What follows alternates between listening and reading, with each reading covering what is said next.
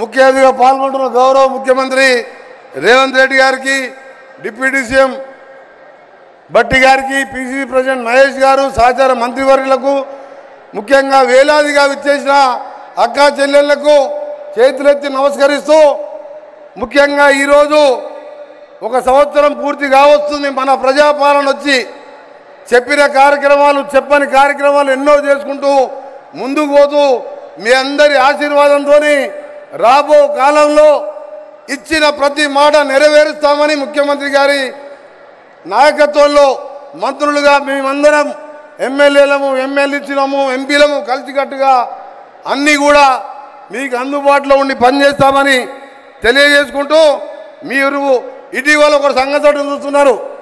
మాది నల్గొండ జిల్లా. నల్గొండ జిల్లా అంటే కింద ఫ్లోరైడ్, పైన మూసి రసాయనాలతోని 30 ఏళ్ళకే 60 ఏళ్ళుగా కనబడుతూ కాళ్ళు చేతులు వంకరై ఎన్నో రకరకాల రోగాలతో చనిపోతుంటే గౌరవ ముఖ్యమంత్రి గారు మూసిని ప్రక్షాళన చేసి 40-50 లక్షల మంది జీవితాలను కాపాడుదామంటే బావమరుదులు బీజేపీ కేంద్ర మంత్రి, ఇద్దరు కేంద్ర మంత్రులు ఢిల్లీలో ఉండి అభివృద్ధి చేయకుండా గల్లీలలో ఉండి ఆ పని చేయకుండా మన నల్గొండ ప్రజల జీవితాలను నాశనం చేస్తున్న పరిస్థితులు కూడా మీరు చూస్తున్నారు సోదరులారా. అందుకనే ఈరోజు ఇందిరమ్మ ఇల్లు కానించి అన్ని కార్యక్రమాలు చేస్తూ చెప్పని మూసి కార్యక్రమాన్ని చేసి మాకు నల్గొండ ప్రజలము ఉంటామో పోతామో తెలియని పరిస్థితులలో మాకు జీవితం మీద ఆశ కలిగింది. అరే గౌరవ ముఖ్యమంత్రి గారు ఇంత ధైర్యంగా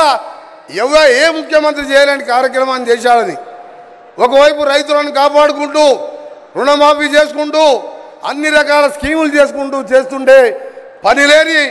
నాయకులు 7 లక్షల కోట్లు అప్పు చేసి 7,000 కోట్లు కూడా ఈ మూసి మీద ఖర్చు పెట్టకుండా ఇవాళ మాట్లాడి దానికి అడ్డం పడదామంటున్నారు. అందుకనే మీరే కథానాయకులుగా ఉండి మన గౌరవ ముఖ్యమంత్రి గారి నాయకత్వంలో ఇలాంటి మంచి కార్యక్రమాలు నల్లగొండనే కాదు, రంగారెడ్డి, హైదరాబాద్ మూసి ఎమ్మడి పోయే ప్రాంతం 1 కోటి మంది రోగాలతో ఇబ్బంది పడుతుండే అలాంటి మంచి కార్యక్రమాన్ని కూడా చెయ్యని దుర్మార్గులకు రాబోయే కాలంలో మీరే బుద్ధి చెప్పాలని తెలియజేసుకుంటూ మరొకసారి ఇందిరాగాంధీ ఈరోజు